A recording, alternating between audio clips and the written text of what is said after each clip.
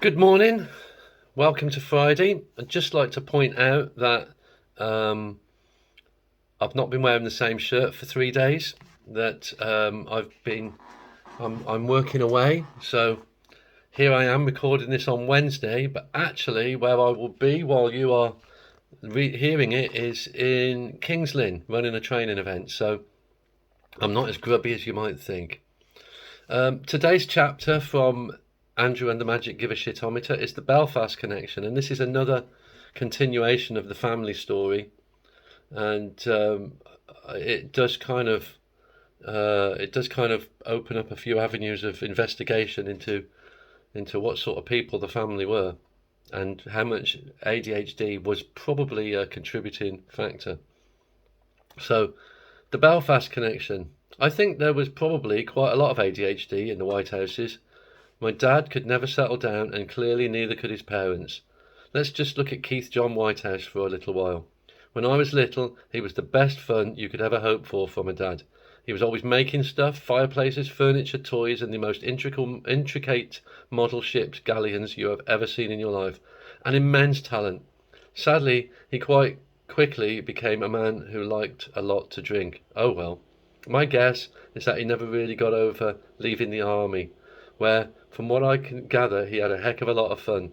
Home time and married life was no match for the kinds of adventures he was used to, and I never really saw him and my mum as being best fit. Having said that, while he was overseas, he regularly sent money over a 2-year period to my mother, who, as was the custom at the time, was living with her parents, only to find out that when he got home, they'd spent the lot between them. He must have had the patience of a saint in those days.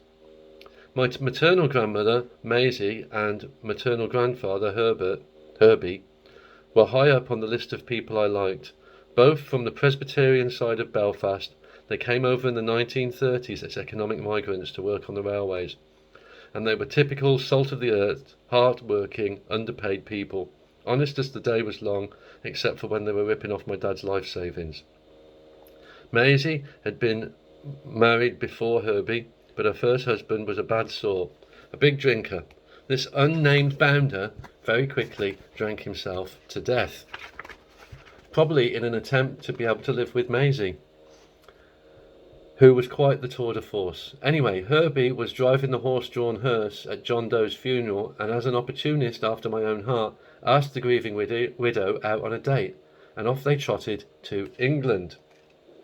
And within no time at all, they had 4 children, 2 boys and 2 girls, just like me.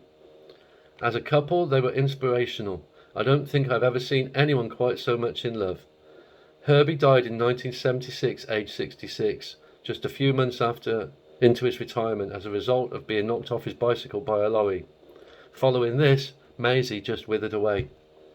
My dad really didn't like Maisie, and looking back I can understand why. She was on him all the time and there was no escape, and believe me, he tried everything to shake her off. Possibly the most impressive bid for freedom was when I was about 7. He upsticked the whole family, consisting at that time of Mum, Dad, me and my little sister Sarah, and took us to Manurewa, Auckland, New Zealand. I hated the place. I was mercilessly bullied by the Maori kids for being white, and the white kids for being English. I didn't have a friend in the world. Talk about new life and the land of milk and honey. Anyway, then the real action kicked in. Maisie and Herbie travelled all the way from the West Midlands to come and live with us. For real, man. I bet my dad was inconsolable. Anyway, the troublesome grandparents stayed a few months and decided that they didn't like it. And neither did my mother. Dad loved it. One day, the old man got home from work and my mother announced that her parents were going back to England, and so was she, with the children, and it was up to him whether he joined them or not. He had no choice, really, and his dream was over. Emigrating and immigrating in less than 12 months. And when we got back, we all went to live with Maisie and Herbie in Cheltenham for about 6 months. Irony, discuss. I've never really felt sorry for my dad, but writing this stuff down is really hitting it home to me. Around about this time, I had my first experience of racism. Maisie and Herbie had very strong Belfast accents, and even to this day, I find that accent fill me with a kind of soporific comfort.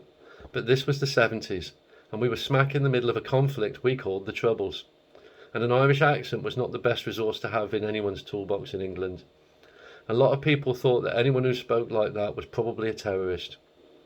I remember one day getting on the bus with my grandmother, only to be told to get off by the bus conductor, a Jobsworthy type, who looked not dissimilar to Blakey from On the Buses, a sitcom at the time. Anyway, this is how it went. Get off my bus, no Irish on my bus.